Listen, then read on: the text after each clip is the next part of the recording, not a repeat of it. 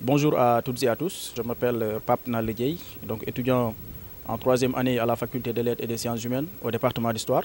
Et en même temps, je suis le coordonnateur donc, de la coordination départementale des étudiants kaolackois qui s'appelle la CODEC, qui est donc la nouvelle amicale départementale donc, qui rassemble donc, les 14 communes du département de Kaolack à l'université de Dakar. Et je suis en même temps syndicaliste à la faculté des lettres et des sciences humaines dans une liste qui s'appelle la liste Notre Nouvel Esprit Uni et Travailleur donc, pour la revalorisation de l'étudiant, membre aussi de l'opposition comme vous le savez à la faculté. Voilà, donc aujourd'hui on a jugé nécessaire de venir donc, à travers ce canal de communication SD TV, occasion de sensibiliser, d'alerter l'opinion. Si je dis l'opinion, donc je fais référence à l'État. Donc je fais référence également aussi aux parents d'élèves, aux élèves, surtout aux étudiants. Donc par rapport à une idée que l'État vient tout simplement de prendre pour essayer de voir comment est-ce qu'ils vont faire pour essayer d'organiser des cours à distance, des cours en ligne. Occasion d'essayer de sauver l'année. Parce que comme vous le savez, depuis le 2 mars, notre pays a enregistré son premier cas de coronavirus. Et depuis lors, la situation évolue toujours. Chaque jour, on enregistre des cas. Et donc, vu qu'à plusieurs reprises, donc, les rentrées des classes et des universitaires ont été prévues, mais malheureusement, avec donc, la présence de la pandémie, l'État est donc, dans des difficultés, ou bien l'État ne veut pas prendre des risques pour essayer d'ouvrir les universités. Et là aussi, également, c'est quelque chose que nous saluons, parce que comme vous le savez, l'université, c'est un milieu qui rassemble beaucoup d'étudiants, beaucoup de personnes, et donc, ce n'est pas normal et logique même, donc là aussi pour l'État, de passer à la réouverture également de l'université. Et donc par là aussi l'État, dans le souci de continuer les cours, dans le souci de vouloir sauver l'année, a décidé aussi d'organiser des cours à distance, des cours en ligne. Et donc c'est quelque chose que nous saluons également. C'est quelque chose que nous saluons dans la mesure où, à la Kouli Allen, nous tous, nous sommes des apprenants, nous sommes soit des élèves, des étudiants. Notre souhait était de retourner dans les écoles, de retourner dans les amphis, de retourner dans les bibliothèques pour étudier et valider notre semestre. Mais si l'État également aussi essaie de prendre des décisions, il faudra que cette décision soit une décision qui va essayer d'impliquer tout le monde. Mais aujourd'hui, si on essaie d'organiser des cours en ligne, au préalable, ça demande certaines choses. Ça demande certaines choses dans la mesure où nous savons tous que les cours en ligne, ce sont des cours qui se feront au niveau des plateformes où on va essayer d'envoyer les cours et via ces plateformes, les étudiants vont essayer d'y accéder pour essayer soit de les télécharger ou bien à travers ces plateformes de lire les cours. C'est quelque chose que nous saluons et nous savons bien que c'est toujours dans le sens de sauver l'année, c'est toujours dans le sens de faire en sorte que même étant à la maison, de continuer les cours. Mais je demande à l'État de ne pas tenir en compte de ces cours qui se feront à travers les blocs des départements, qui se feront à travers les télés, comme le ministre de l'Éducation l'a dit, des cours qui se feront à travers les plateformes numériques pour organiser des examens. Parce que s'ils le font, ils vont essayer de sacrifier également une partie des étudiants. Parce qu'il faudra savoir que la majeure partie des étudiants de l'université de Dakar, ou bien la majeure partie des étudiants du Sénégal, habitent dans des zones les plus reculées du Sénégal. Des zones où il n'y a pas l'accès à l'électricité, des zones où la connexion fait défaut, des zones où pour appeler au téléphone, il faudra que vous accédez à des milieux qui sont un peu culminants. Et là, c'est un problème qui se pose. Et il s'agit de l'éducation nationale, il s'agit de l'avenir de toute une génération.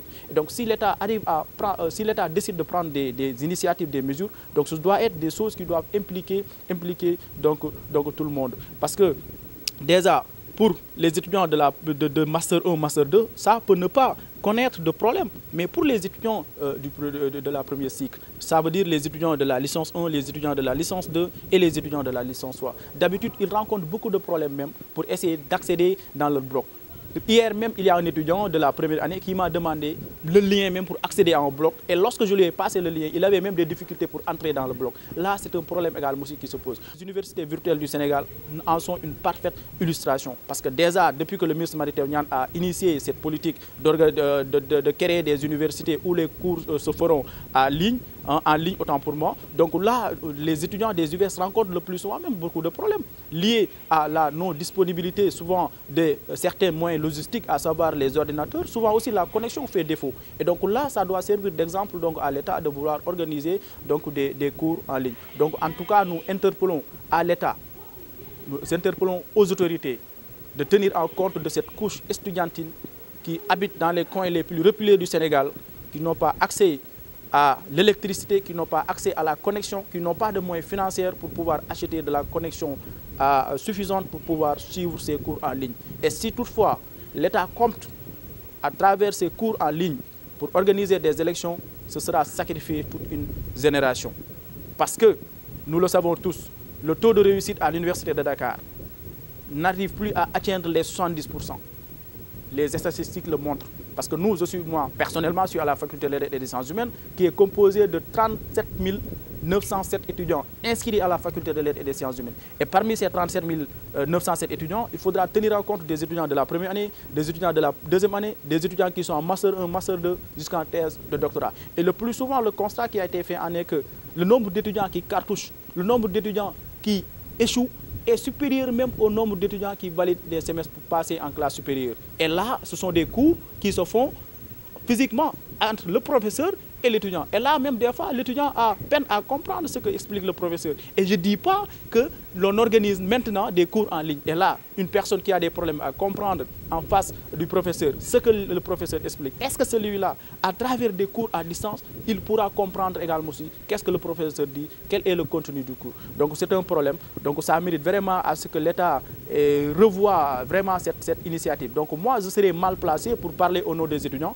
parce qu'à la faculté où je suis, il y a donc l'amicale de la faculté des lettres et des sciences humaines qui est là, qui est censé défendre les intérêts matériels et moraux des étudiants dans les hautes instances de décision. Et donc je les interpelle directement de penser à cette course estudiantine qui habite dans les profondeurs du pays, qui habite à Kaolack, qui habite à Casamance, qui habite dans les forêts de Kolda. Ces étudiants qui n'ont pas accès à l'informatique, ces étudiants qui ne maîtrisent même pas les TIC, les nouvelles techniques de l'information et de la communication, de tenir en compte de se souvenir d'eux pour que cette décision soit une décision qui sera vraiment mise à la table pour qu'ensemble nous puissions en discuter. Et en tant que président d'amicale locale, je pense bien que je suis mieux placé pour savoir ce que ces étudiants-là vivent dans les profondeurs du pays. Parce que je suis issu de ces terroirs, je suis issu de ces contrées, je sais très bien ce que ces étudiants sont en train de suivre en ce moment. Et aussi les appeler encore une fois à respecter les mesures d'hygiène édictées par donc, les autorités étatiques pour qu'ensemble nous puissions également aussi dans une synergie patriotique lutter contre donc, le coronavirus qui est là et vraiment qui a affecté notre économie et notre éducation. Je vous remercie.